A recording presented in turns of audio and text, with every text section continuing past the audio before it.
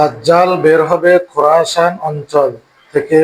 সে বের হবে, তার গায়ের রং থাকবে লাল, চুলগুলো হবে কোঁকড়ানো, এক চোখ হবে কানা, দুই চোখের মাঝে কপালে লেখা থাকবে কাফের।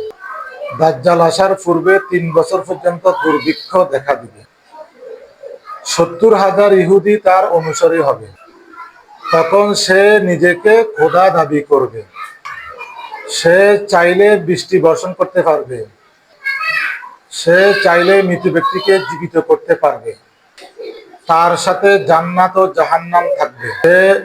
সে পৃথিবীতে মাত্র 40 দিন অবস্থান করবে।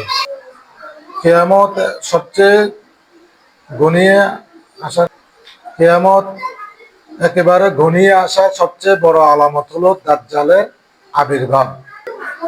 এর চেয়ে বড় বিপদ মানব জাতির জন্য আর নেই।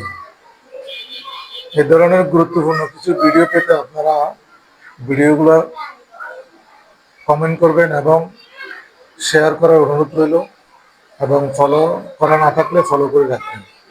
ইনশাআল্লাহ আমি চেষ্টা করবো এই ধরনের ভিডিওগুলো আপনাদের মাঝে পৌঁছানোর জন্য। আসসালামু আলাইকুম ওয়া রাহমাতুল্লাহ।